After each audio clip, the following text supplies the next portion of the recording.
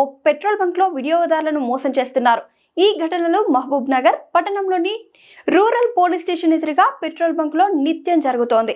బంకులోకి ద్విచక్ర వాహనాల వినియోగదారులు వచ్చి పెట్రోల్ అడిగితే ఎటువంటి సమాచారం ఇవ్వకుండా పవర్ పెట్రోల్ పోసి వాహనాల యజమానుల నుంచి డబ్బులు దడ్డుకుంటున్నారు. ఈ విషయంపై ఎవరూ పట్టించుకోకపోవడంతో ఈ పెట్రోల్ బంక్ల నిర్వాహకుల వ్యవహారం మితిమీరిపోతుంది. దీంతో పవర్ పెట్రోల్ వ్యాపారులకు కాసుల వర్షం కురుస్తుంది. తూనికల కొలతల అధికారులు నిమ్మకు నీరెత్తినట్లు వ్యవహరించడంతో పవర్ పెట్రోల్ వ్యాపారం 3 పువ్వులు 6 కాయలుగా విరజిల్లుతోంది. ఈ వ్యవహారంపై పెట్రోల్ వినియోగదారులకు నిబంధనలకు అనుగుణంగా పెట్రోల్ బంకులో ధరలు స్టిక్కర్లు ఏర్పాటు చేయకపోవడంతో వినియోగదారులు అధిక రకం పెట్రోల్ పోసుకోవడం జరుగుతుందని పలువురు ఆవేదన చెందుతున్నారు. ఈ పెట్రోల్ బంక్ లో పవర్ పెట్రోల్ కాకుండా సాధారణంగా వాహనాలను వినియోగించే పెట్రోల్ ఉన్నప్పటికీ పవర్ పెట్రోల్ ని వేయడం గమనార్హం.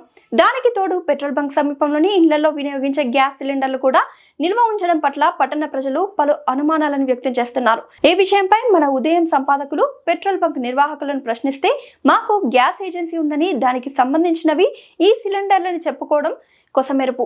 ఏజెన్సీ ఉంటే గ్యాస్ సిలిండర్లు పెట్రోల్ బంక్ సమీపంలో ఎందుకు వాహనాల్లో పెట్టారో అర్థం కావడం లేదని ప్రజలు చర్చించుకుంటున్నారు.